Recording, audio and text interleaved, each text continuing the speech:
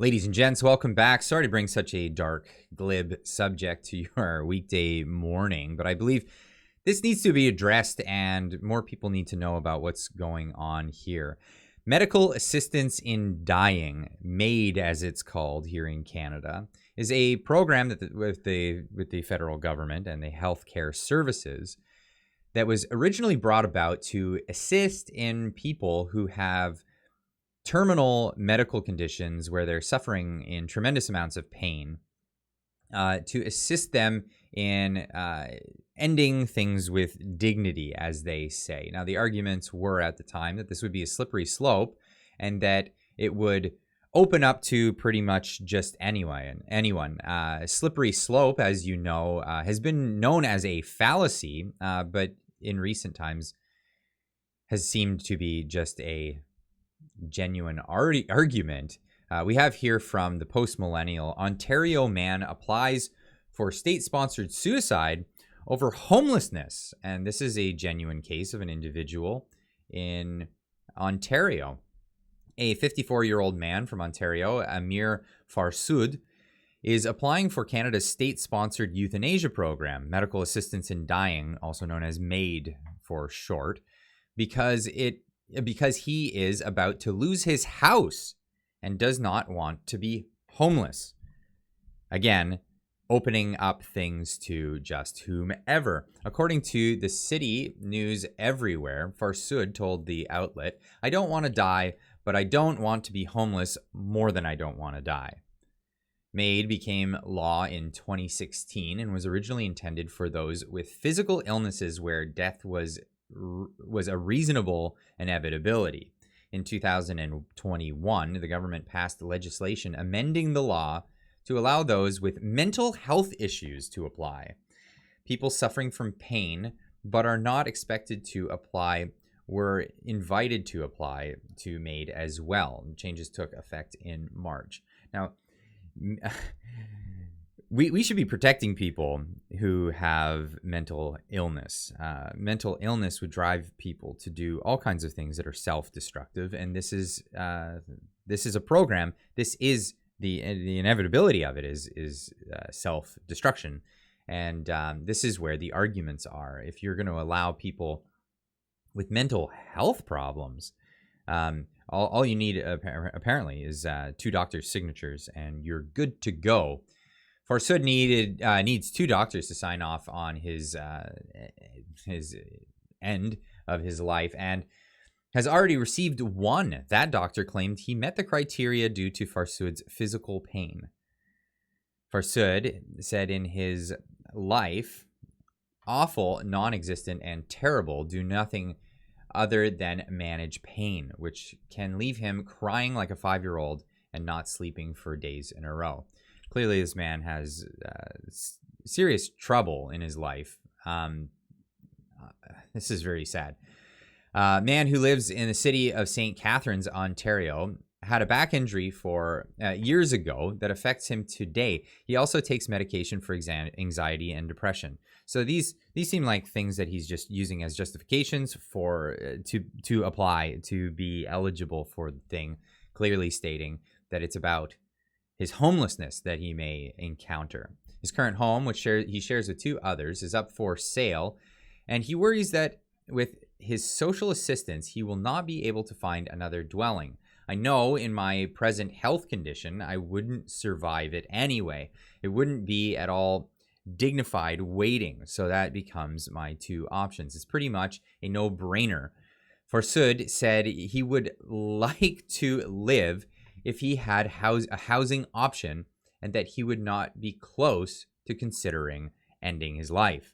This is where this gets really, really sad, because we're going through an economic downturn, and it's known that in economic downturns, people turn to these kinds of acts, and this is what we're trying to avoid here. But now we're having the state sanction it, and this is where it can be a real problem. It would be on my radar because my physical condition is only going to get worse, Farsood said. At this point, it would probably availing myself of the option, but that would be presuming years down the road, he added. Farsud said, the wait list for affordable housing is 7 years, whereas the wait list for medical assistance in dying is only 90 days. He lives on $1,200 in public housing assistance, and $690 goes to rent and bills. He did confirm that he's scared of dying. Who isn't, he said. Yeah, I am.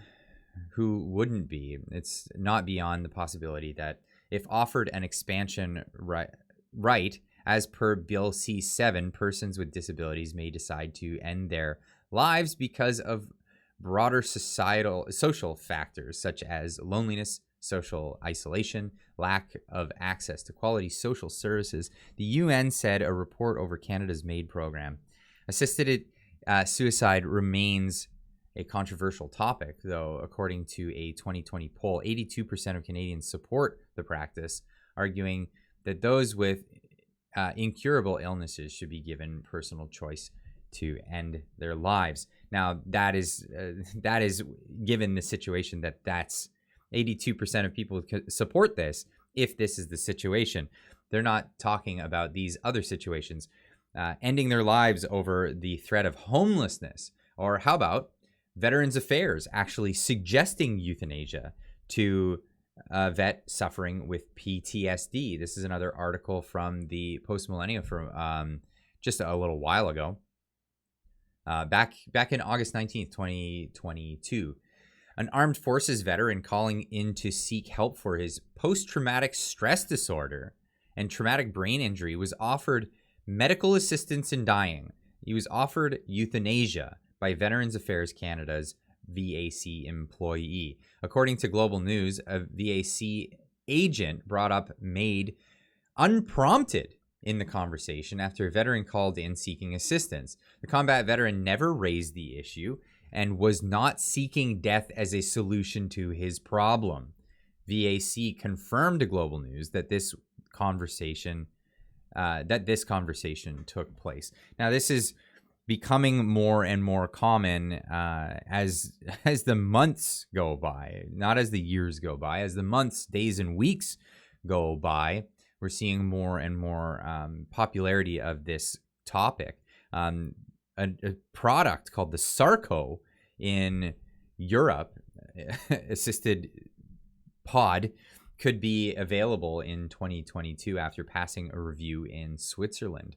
Portable capsule designed for the use in assisted medical assistance in dying, this is the pod here, is a product that some mad scientist came up with, and it's been authorized by Switzerland Medical Review Board and could be available within the year, according to a local Swiss news outlet. The pod, known as the Sarco, which is short for a sarcophagus, is made with 3D printing technology by the company Exit Externational. Swiss Info, a news platform produced by the Swiss Broadcasting Corporation, reported on it on Monday that the controversial capsule recently passed legal review for use. Around 1,300 people used this program in Switzerland in 2020 using the method of ingesting liquid sodium penobarbital, I don't even know how to pronounce that, some chemical, and that's not what they want to use. Apparently, they're saying do this. Apparently, it removes the oxygen, fills it with nitrogen. Your body doesn't go into a reaction because the nitrogen just displaces the air and you suffocate, and that's how that works. Now, it's going even further to the point where even the Quebec College of Physicians was slammed for suggesting MAiD service for severely ill newborns. Sorry, this is a difficult subject to talk about, but again, I wanted to bring this up because of how prevalent it is and how far they're moving down the slippery slope as it was suggested years ago. But this is where we're at now. I don't know what else to say on the subject, except I wanted to bring it up. I wanted to get it out there in the limelight and have people discuss it. So, and you know where to do that. Leave a comment in the comment section down below. How do you feel about this this program? I know they say that 82% of Canadians support it for conditions where people are suffering. The inevitability is right there. It's they say it's a type of palliative care, but that is where the support, I believe, in my personal opinion, is where majority of people's support ends, and all these other what seem to be expediencies for the government budgets, to be honest, seem to be where it's going. Let me know in the comments down below. Sorry for the glib subject this morning. We'll see you in the next one. Keep on trucking.